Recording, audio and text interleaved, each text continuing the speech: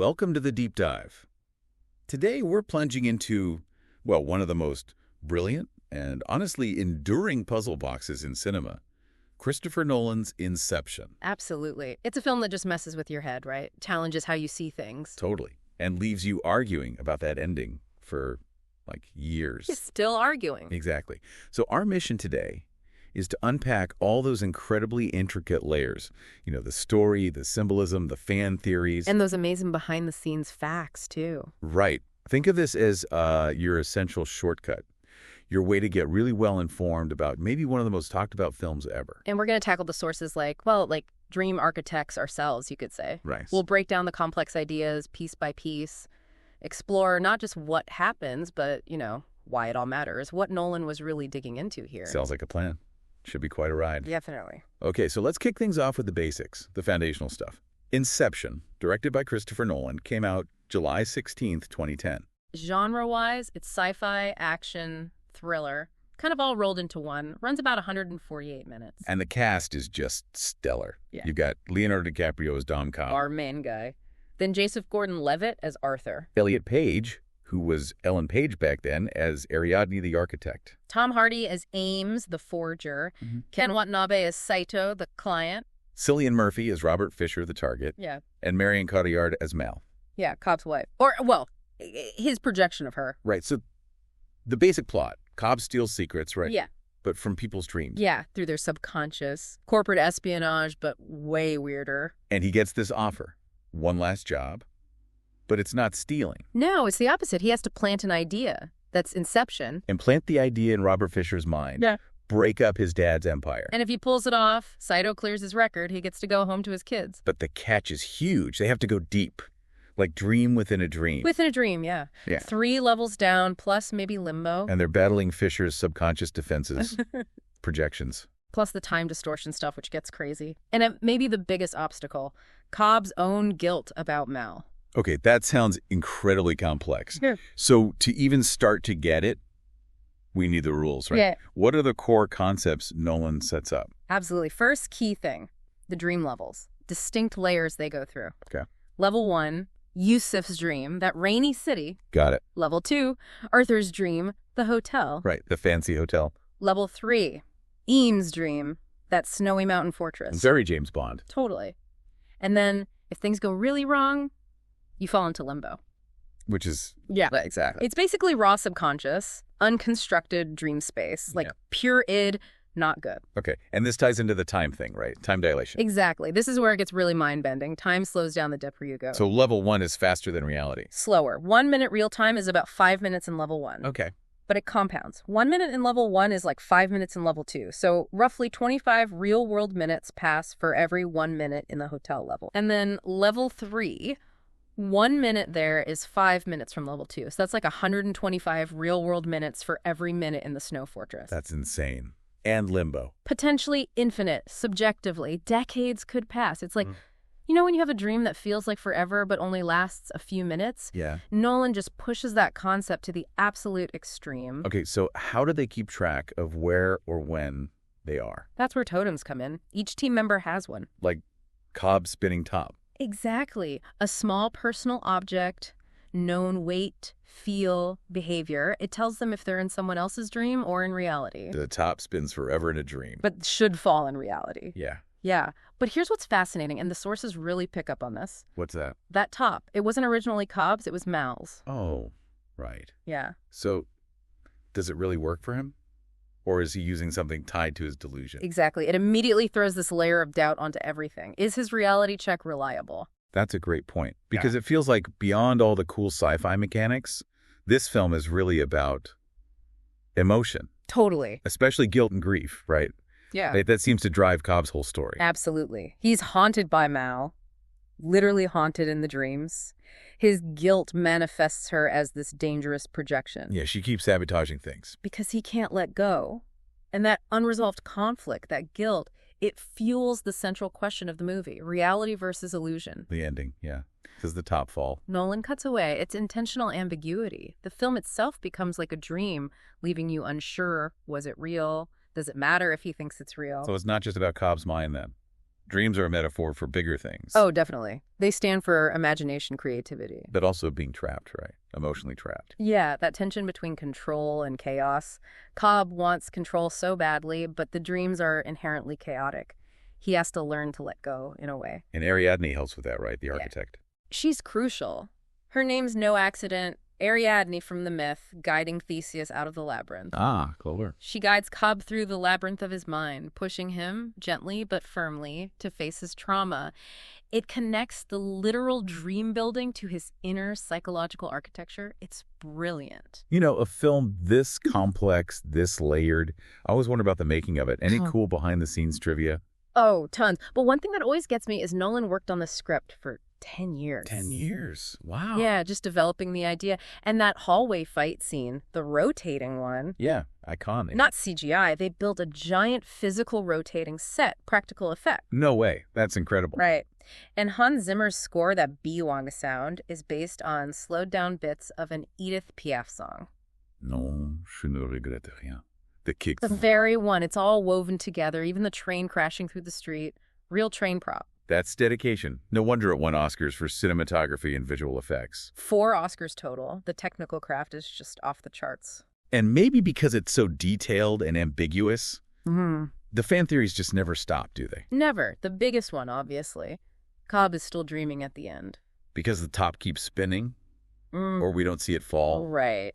It wobbles, but fades to black. Plus, he never sees his kids' faces clearly until that last shot. Are they real? Or projections? And the totem being Mal's adds to that doubt. Exactly. Then there's the theory that the whole movie is a dream. Whoa. Think about the kick falling wakes you up. How does the movie open? Cobb washing ashore after that huge wave crashes over him, like a kick. Interesting. And Saito's line early on, do you want to take a leap of faith or become an old man filled with regret, waiting to die alone? It echoes almost perfectly when Cobb finds old Saito in limbo. Suggests a loop, maybe. Okay, that's deep. Any others? The wedding ring theory is pretty compelling. What's that? Basically, Cobb wears his wedding ring in the dream sequences, but in the scenes presented as reality. No ring. And at the very end. No ring. Yeah. When he sees his kids, suggests he is in reality. Huh. So the top might be a red herring. Could be. Nolan himself said Cobb isn't looking at the top anymore at the end. He's walked away. He's accepted his reality, whatever it is. So, real or dream, maybe he chose happiness. That's one interpretation. If it's real, he gets closure. If it's a dream, he chose the happy illusion. Nolan leaves it for you to decide. Man, the questions just keep coming. And the dialogue is so quotable, too. Yeah. Like Cobb saying, an idea is like a virus. Resilient, highly contagious. Yeah. Or dreams feel real while we're in them. It's only when we wake up that we realize something was actually strange. So true. And Eames, you mustn't be afraid to dream a little bigger, darling. Love that line. So good. Okay, to really appreciate the structure, maybe we should walk through the actual heist, level by level. Yeah, let's do the full dream heist breakdown. See how Nolan layers it. All right, so it starts in reality, level 0. Cobb's on the run. Saito makes the offer. Inception on Fisher for Cobb's freedom. Right, the setup. Then they dive into level 1, Yusuf's dream, rainy city, purpose, grab Fisher, kidnap him in the van. And the time ratio is 1 minute, real time to 5 minutes here. Yep. This is where Mal's projection attacks hard, shows Cobb's internal conflict, and the van falling off the bridge is set up as the first kick. Then deeper, level 2, Arthur's dream, the hotel, purpose. Convince Fisher his own mind is under attack. Make the Inception feel like his idea, not theirs. Time ratio is now 1 minute, level 1 to 5 minutes, level 2, so like 1 to 25 from reality. Okay, this is where Arthur does that amazing gravity-defying hallway fight. Because the van is falling in level 1, creating 0G in level 2. Brilliant connection. And deeper still, level 3, Eames' dream, Snow Fortress, purpose.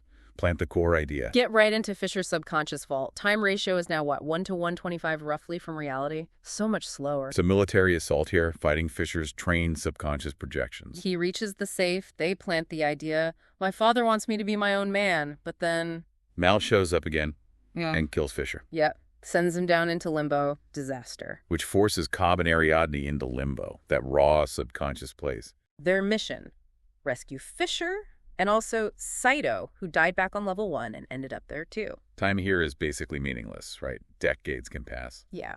And this is where Cobb has his big confrontation with his projection of Mal, his deepest guilt. Ariadne gets out with Fisher, though. She does. Yeah. She jumps. But Cobb stays behind to find Saito, fulfilling his promise. Wow. And the coordination to wake everyone up, the kick synchronization. It's genius. The van hitting the water in level 1. Has to happen at the exact same time as the elevator explosion Arthur rigs in level 2. And the fortress detonation in level 3, all timed perfectly to the music cue. And in limbo, how do they get out? Death jolts you awake. Or a powerful realization, a choice to leave. That's the kick from limbo. Okay, so delving into those psychological layers. Yeah. Mal isn't really Mal. No, she's Cobb's guilt personified, his projection, stemming from him planting the idea in her head that her reality wasn't real. Which led to her suicide, thinking she'd wake up. Exactly. So his subconscious keeps generating her as this destructive force, a malfunction, as he calls it. And Ariadne then is like the therapist, the guide. Absolutely. She pushes him to confront the trauma, helps him navigate his mental labyrinth, like the myth. And back to the totems. If the top was Mal's, what about the wedding ring theory again? Yep. That feels important. It does. Many sources highlight it. Ring on in dreams, ring off in reality, and at the end, no ring. It's a strong visual clue if you catch it. Very subtle. And this all ties into Nolan's ambiguity, doesn't it? Okay. He wants us thinking. He definitely does. He said Cobb isn't looking at the top anymore. He's moved on. He's accepted his reality. But whether it's objectively real or just real to him. Precisely. Maybe the point isn't if it's real, but that he's chosen to live in it with his kids. And there's that other layer people talk about. The whole film as a metaphor for filmmaking. Oh, yeah, that's a great one. Cobb is the director. Ariadne, the architect, is the production designer. Arthur, the planner, is the producer. Eames, the forger, is the actor. Yusuf for the chemicals is like special effects. Totally. Fisher, the target, is the audience. And the dream itself is the movie. So Nolan is incepting us, the audience, with ideas about reality through the film itself. That's the theory. It's pretty meta. And Nolan drew inspiration from all over lucid dreaming research, the anime Paprika. Escher stares, Freud. His own dreams, even. And the cast just sells it. DiCaprio's complex performance, Cotillard as that haunting ghost, Gordon Levitt doing those crazy stunts himself. Yeah, the commitment level was insane. So ultimately, what's the main idea here? The inception of an idea. It's about the birth of belief. Like Cobb says, what is the most resilient parasite? An idea. Because if it feels like your own idea, you accept it, you nurture it. They don't just tell Fisher to break up the company. They guide him to believe his father wanted him to. He generates the idea himself, internally. That's true inception. And behind that plot, there are these deeper metaphorical layers, right? Absolutely. The whole heist is really about Cobb's journey through guilt and grief. Learning to forgive himself, let Mal go. It challenges our idea of the nature of reality. Does objective reality matter more than subjective happiness? Nolan leaves that open. If a dream feels real, is it less valid? Big questions. And it's about the power of ideas in films. Ideas as viruses shaping us. And the film itself implants these questions in our minds. Exactly. Inception performs inception on the audience. So what does this all mean?